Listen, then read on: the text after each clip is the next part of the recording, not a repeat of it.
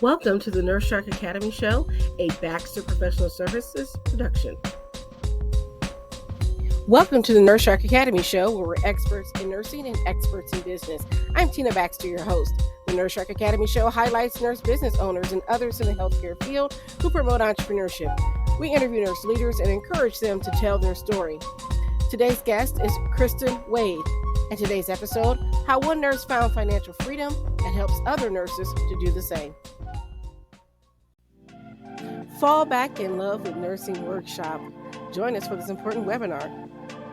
Are you tired of talking about the problems in nursing and never hearing about the solutions? Are you ready for a fresh start? Come to our Fall Back in Love with Nursing webinar. I'll introduce the He, Me, We framework of entrepreneurship and the 12 principles of kingdom nursing. Don't be eaten alive. Join the Nurse Shark Academy and come feel the sun. Join us today at the nursesharkacademy.biz. Welcome to the Nurse Shark Academy Show. I'm Tina Baxter, your host. The Nurse Shark Academy Show highlights nurse business owners and others in the healthcare field who promote entrepreneurship. We interview nurse leaders and encourage them to tell their story. My mission is for you to own your seat at the table of nurse entrepreneurship, gaining confidence, skills, and freedom to live your life on your own terms. You will dream big and expand your consciousness as an entrepreneur. Join us each episode and support these wonderful nurse entrepreneurs and leaders. Today's guest is Kristin Wade. Kristin is from Albuquerque, New Mexico, and she is the owner of Fiscal Bliss Financial Coaching. Kristin was a nurse for almost a decade before leaving the bedside. Her passion is supporting healthcare workers with their financial goals through systems and accountability. Welcome to the show, Kristin. Thank you so much, Tina. I'm glad to be here today. And thank you for coming on. So tell me a little bit more about your nursing background, because I always ask the question of what made you become a nurse? Yes, absolutely. So it's kind of funny. I picked my specialty before I picked the profession. And I had a little cousin in the Newborn ICU, and I would go visit him and just was blown away by the care those nurses were giving him. And I was only 10 years old. I love to take care of babies. I love to babysit. I wanted to be a mom my whole life. So I'm like, wow, these people take care of babies. It's a really cool job. I want to do that. I shadowed a great family friend of mine for a summer, and then I was hooked. And I just knew I needed to be a nurse. I needed to help people, went through everything, and then I was happily a NICU nurse for almost a decade. That's amazing because, I love babies, but being a NICU nurse was terrifying to me. That was something I never wanted to do.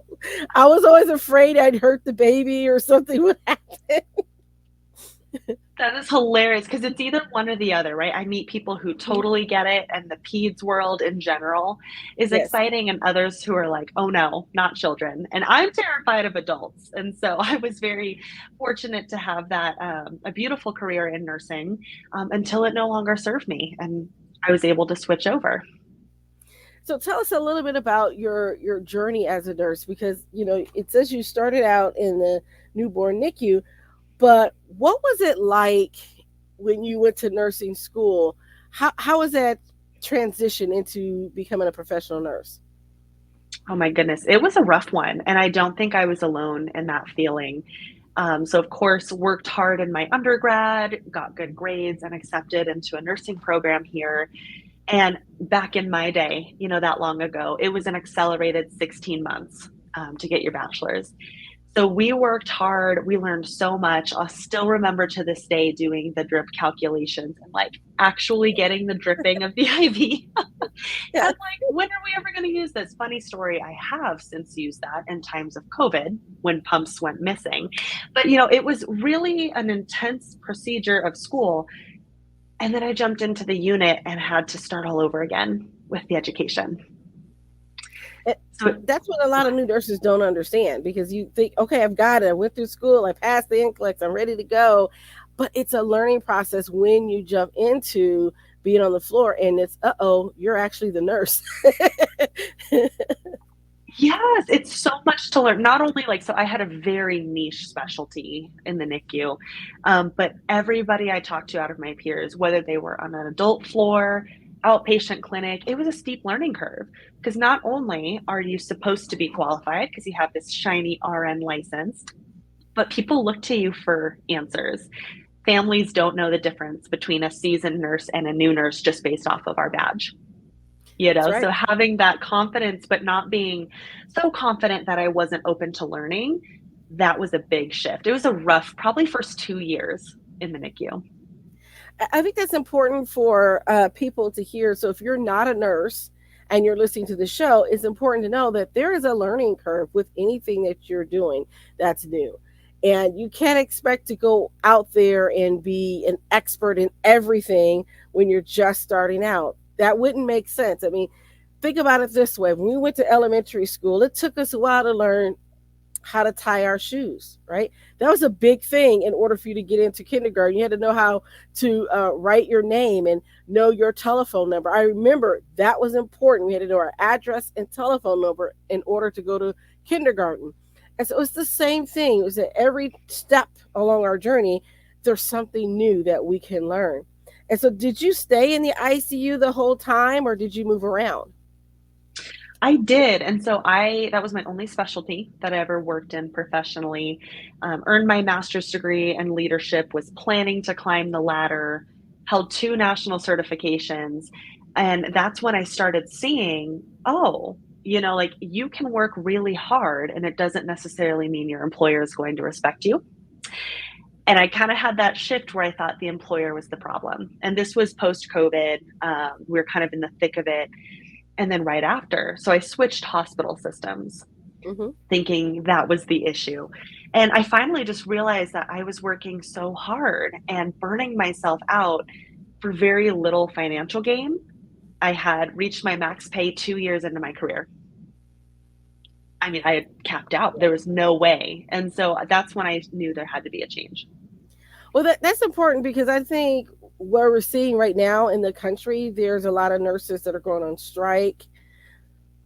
There's been a lot in the news about increasing the wages, and then there's been this pushback, right? Because of travel nursing, this pushback against the higher wages that the travel agencies are charging. And so the staff nurses that are there from the day to day feel that push because they're not getting those high salaries. And so it's been a really big problem. And I think the lay public does not understand that when you're in the hospital and you're being treated by the nurse and the nurse is there taking care of you, the hospital gets reimbursed on the room, not on your nursing care. And Yeah. I think we're all bundled into that. And I think that is a big problem because that makes you invisible as a nurse because you become a liability and not an asset. And that is something that I think nurses are waking up to and beginning to realize that it's a problem. And it's very interesting you mentioned that, right? Because we often hear, oh, more money, I'll feel more appreciated, my life will be better. And people look at me like I'm crazy when they are not in healthcare and they're like, how did you go from nursing to being a business owner and a financial coach? It makes no sense. But really, what it comes down to is human motivation and change, which is the same thing, Yes. right? How do we figure out how to get someone from A to B if they say they want to quit smoking, lose weight, be healthier, save money, pay down debt? Like these are the same things. And so the models I studied in my master's program on change models and motivation, it translated beautifully into this new career. And I could see the nurses who made great money. We're talking in Albuquerque, which is a pretty, low paying area in healthcare, 60, $70 an hour, and they didn't have enough money. So money wasn't necessarily the issue. It was how they were managing it. It's very interesting. I was just speaking with someone earlier, and they were talking about how we get 100% of our income. We give like 10% to charity or a tithe, and then we have the 90%. And we often focus on that 10% that we give away, but what do we do with the 90%? And if you look at social media, you'll see a lot of nurse influencers, and I'm not throwing shade at anyone by any means, but you'll see them, in their Crocs and their really nice figs, and they're like living the best life, and then later on, you find out that maybe not so much, right? And so I think as nurses, we weren't really taught in school, certainly, how to budget and save money and to grow our money. We weren't taught those business principles at all. No, and in fact, I've met with a lot of nurse practitioners who have since created their own clinic or done their own side business. Maybe they're seeing patients outpatient on their own. And they tell me that like, my biggest struggle is I didn't get any entrepreneur advice because in school, arguably there's so little time. And like, this is not to bash the schools, they have a lot to cover, but they come out, you get a job, and you have to teach yourself. And most of us didn't even have basic financial management in our childhood. No, because a lot of families don't talk about it. Parents don't tell their kids what they're making or how they pay the bills or that type of thing. And so I've always thought financial literacy should be taught in high school. It should be a class that you have to pass. That and basic life skills of how to sew on a button and change the oil in your car, little things like that. Yeah. Yeah. And that makes a lot more sense to get them while they're young. So I talk a lot about, in the nursing profession, we have the model of the river. And, if there are bodies coming down the river, you're at the bottom pulling them out. Eventually, you're going to start walking upstream and figuring out why all these people are jumping in, and that's a super watered down version of the story. But with financial management, if you are getting help when it's too late, or you're on the brink of bankruptcy, or you are so buried in guilt and shame that it feels impossible to ask for help, it's not a great place to start. So getting people while they're young, I love to get nursing students because they don't have that real nurse money yet. And so they're like just getting there, catch them before they sign the line of that contract. That has been a real passion of mine. So how did you then transition then from bedside nurse going up the corporate ladder to now starting your own business? How did that come about?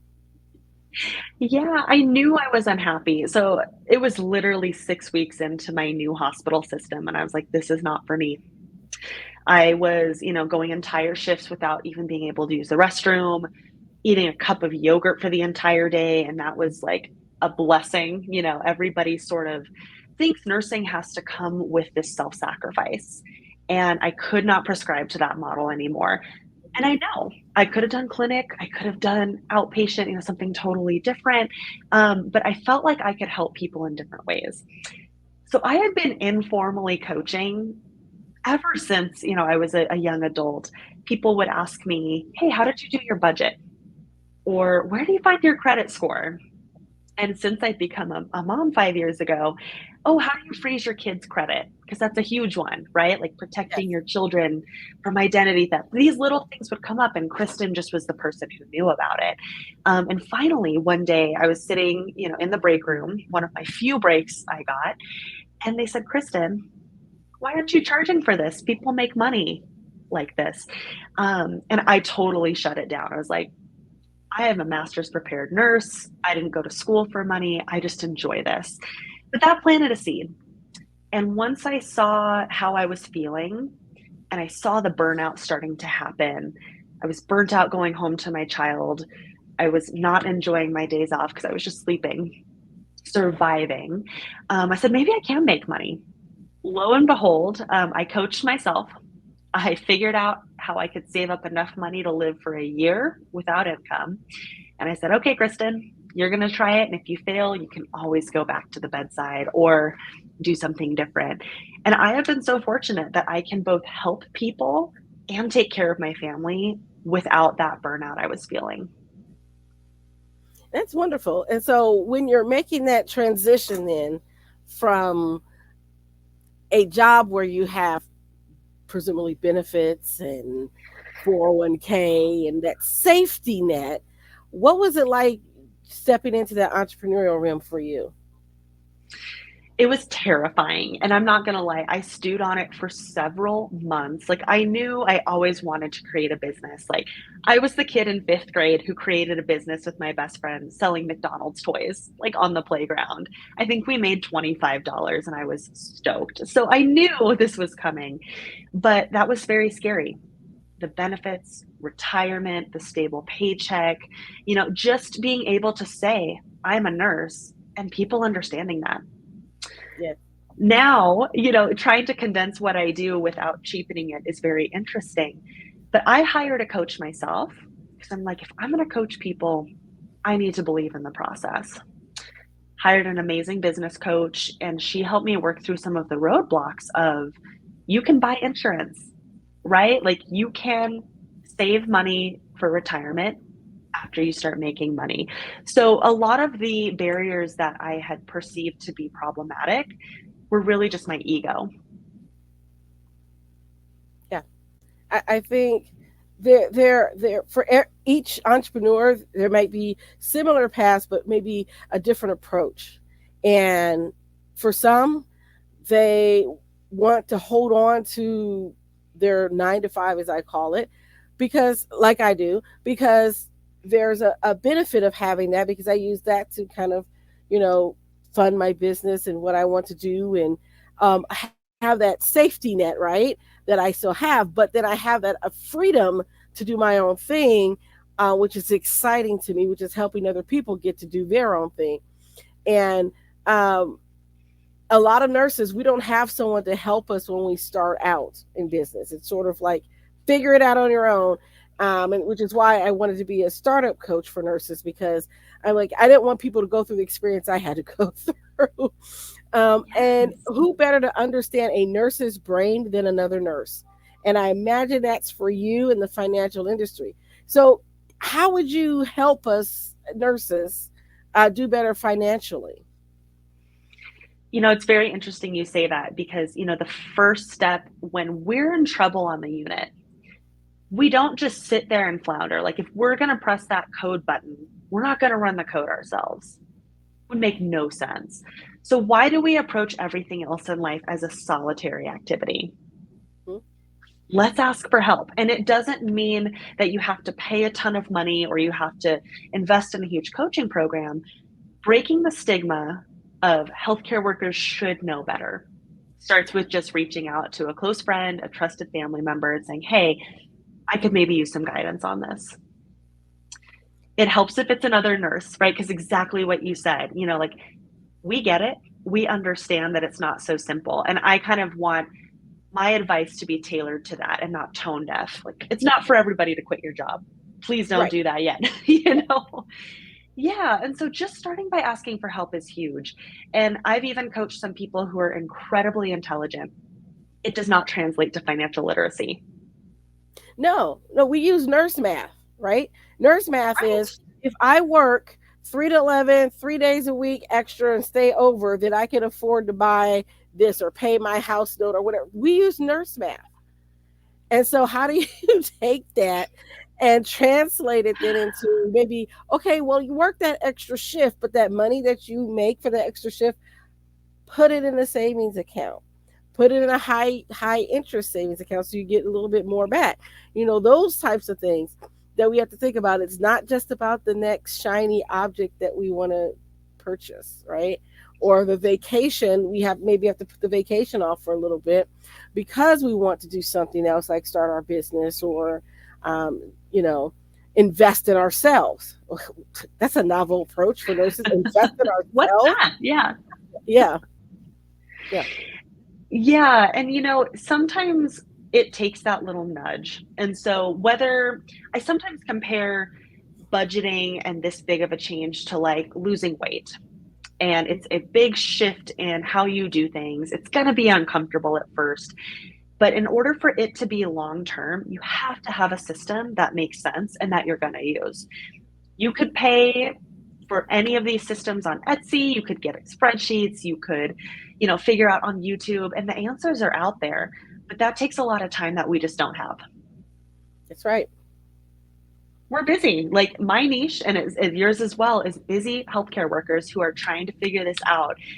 without sacrificing time with their family, time at work. We don't have time to be messing around with tutorials and YouTube videos about all these topics. So kind of my approach is a system and accountability. Because if you have one or the other, like, it's not going to fly. And just getting started with something is better than nothing. I so agree. I so agree. I think that one of the things I noticed is that in healthcare, things aren't really geared towards taking care of the worker. It's, they say it's patient focused, although sometimes I question that too. But it's really geared toward making the hospital or making the unit or making the clinic run, right? And bringing in the revenue. It's really not geared toward um, fostering of an environment. And I think we need to change that. I think we need to change that. And maybe it starts with nurses getting that seat at the table. And whether you're an entrepreneur and you're staying working in the hospital, or you're an entrepreneur, it's lending your voice to the conversation that's important. Absolutely. And just having these conversations, like, everyone's going to disagree with me here because I get looks, but you got to talk about how much you're making. I'm sorry, we have got to start discussing it, especially if you graduated nursing school with a man and you both have the same credentials and get a job. I want to know how much he's making compared to you. Yes. We have got to be talking about it, because the only factor that benefits is the employer. That Mm-hmm. is step one. And then step two, like, when we're discussing things that are uncomfortable or frustrating, like, making it a topic amongst nurses, because we seem to think we can do it all. And we just can't. We have got to, with trusted people, of course, be vulnerable and say, hey, I don't know where to find my credit score. I have no idea. Or, like, I've got some debt and I couldn't tell you which one I should start paying off first. But this is how we start breaking the cycle. It's being able to ask those questions that maybe sometimes we didn't even know we should be asking, or that there is a way to get out of things. One of the things that's very crushing for a lot of nurses that we haven't talked about is student loan debt. And that's a big, big elephant in the room, because, you go into nursing, I want to help people uh, accrue this huge debt. And then all of a sudden you start working and you realize, wait a minute, I'm not making enough money to feed my family. How am I going to pay off my student loan debt? I mean, that's a real concern for nurses, particularly nurses that work in other areas besides the hospital. I'm thinking of the school nurses that don't make a lot of money, and I'm thinking of the nurses that may work in a nursing home or in assisted living or in home care. They're not making a salary that's comparable to a lot of nurses in the hospital, even. So imagine that. I saw a story about a school of nursing that opened up a food pantry so that their nursing students could have food. Oh, goodness. And that's the reality that we're facing right now. I think It it's was great. very, yeah, and it's very interesting because, you may look around at the nurses in the new scrubs and the fancy water bottles and their nails done, if you're not inpatient, that is. And Mm-hmm. you're wondering, like, oh, okay, like, they must make good money, but not necessarily, right? You Right. and I both know that that is probably an indicator that they are just spending it as they get it. So everything that you brought up, the student loans starting again, everything that is unexpectedly expected. Like, we know these things are coming. And so if we put our nurse brains on, we are all one car accident away from losing our jobs. That's right. Anything could happen, and we see it every day, but we somehow put these blinders on that we are immune, and we're just not. And so, yes, the student loans have been, like, kind of in debate for a long time. And when they hit, I realized it wasn't a huge surprise to people. But most of the people who come to me for consultations were just hoping they would be resolved and wouldn't put it in their budget. So then you're immediately off in the red and you don't feel good, and it continues. So, we really work on what is coming your way, whether it's the annual Costco membership, that RN license. Everybody who's licensed, guess what? Yeah, They want your money every 1 to 3 years for the rest of your life. that's right. It's not a surprise. The student loans, ouch. but we build it in, right? And so seeing it in one spot can be scary. The awareness can be a little bit frustrating, but then it gives you that control again. Because once you see it, you can do something about it. Yep, that's right. I think it's getting over that initial hump of one, knowing that you need the help, and two, being free to ask for it. And you know, a lot of it's fear, um, and a lot of it's shame. Are they going to, make me feel bad because I found out I spent like $5,000 a year on Starbucks. you know, That's pretty low, uh, actually. and I think for me that's actually would be pushing it. Okay, Yeah, I like Starbucks gift cards. If anybody's in the giving mood, I like Starbucks gift cards. there we but other than go. I get one from my boss every now and then. It's like it's really cool. I was like, oh, I get to go to Starbucks today. Yeah. But yeah, I think that we need to look at where our dollars are going and where we're spending, not from a standpoint of shame, but from a really way of being good stewards of what we're being given. And if we look at it as that way, it'll make it a lot easier for us to make decisions. For example, do I really need that new pair of shoes, or maybe I should pay the car bill? um, because I was the one, I was a CNA and I had no money, but doggone it, and I was feeling really bad. I went out and took my credit card and bought a new bottle of perfume or a new pair of Italian pumps, because what if I never see them again? Right? It's those thought processes that we need to work on. Yeah. And money is not cut and dry. And that's probably one of the biggest things I learned is I thought, oh, if I just show people, they'll change, they'll stick with the plan. It'll be so like frustrating to see things red and negative that they're going to want to change. And you would think as a nurse, I would Mhm. realize it's not that simple. And so I don't get into the depths of financial therapy, but there is a lot of emotion behind those Starbucks purchases, behind I deserve this because I just worked my butt off on a shift for 15 hours. I'm going to Mhm. go order a pizza. I'm Yes. exhausted. I deserve it. I'm going to take my kids to Disney World because mommy promised, and I've been working overtime every single week. And so it's never a simple summary of you're just bad with money or you're less intelligent than anybody, because it's interwoven with some deep stuff.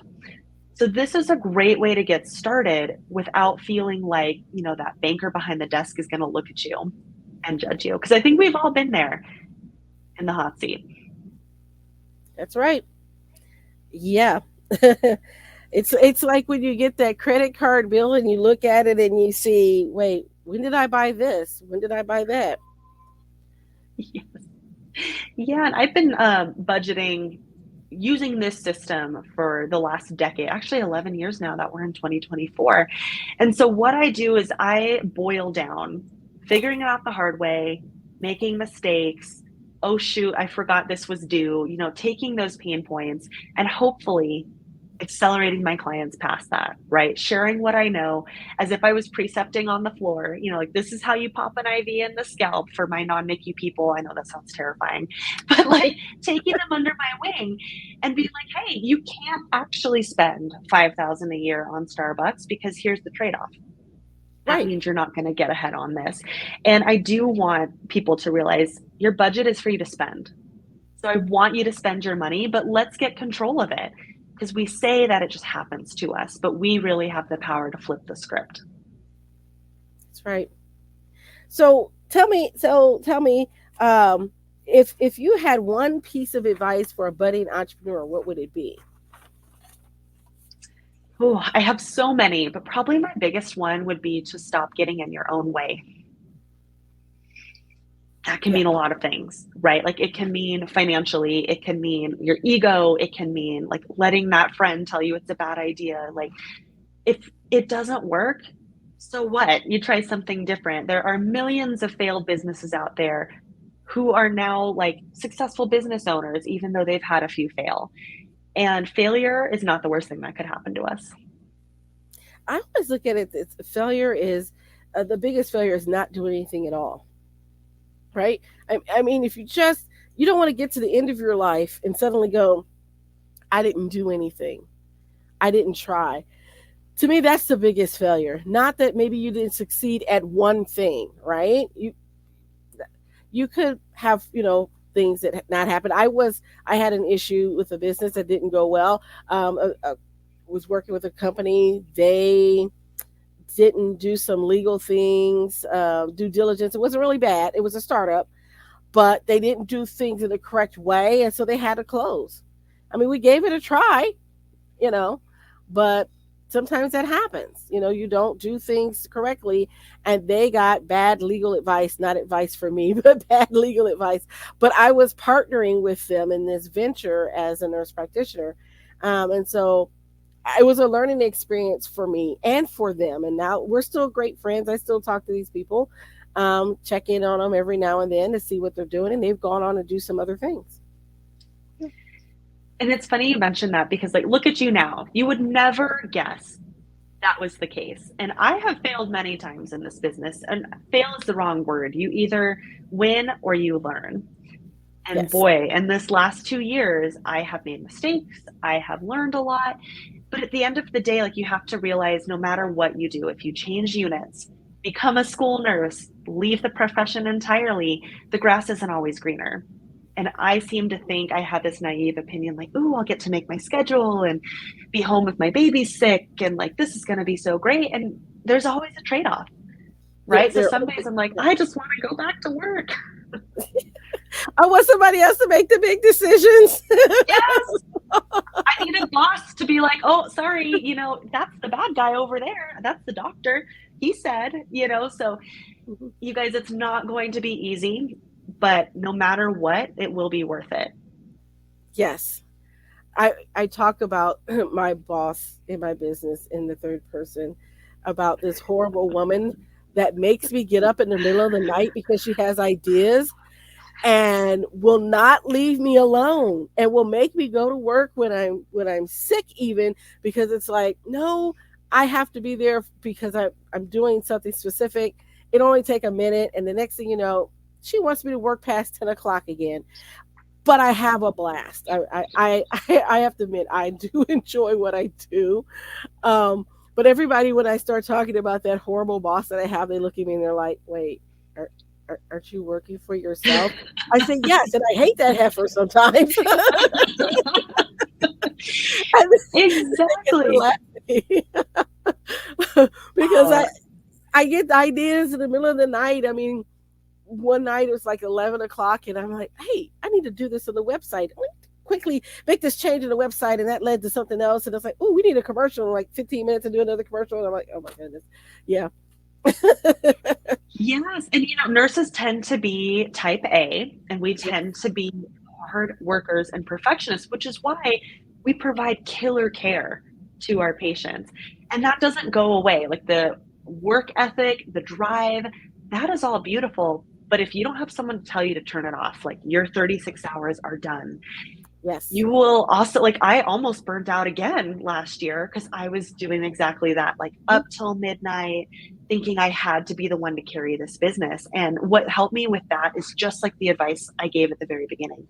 Don't do it alone, right? Yeah. Hire a coach, hire someone like Tina, hire, help, or even just find a network of other entrepreneurs or nurses to be like, wow, I had a hard day. Yeah, me too. Oh, yeah, it'll be better tomorrow. I had a great day.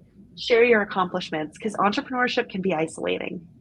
It very well can, but you don't have to do it alone. And I always tell people, you don't have to do it alone. Find your tribe, find a group of people that will support you and that can celebrate your wins with you, but also help you when you have your losses, right?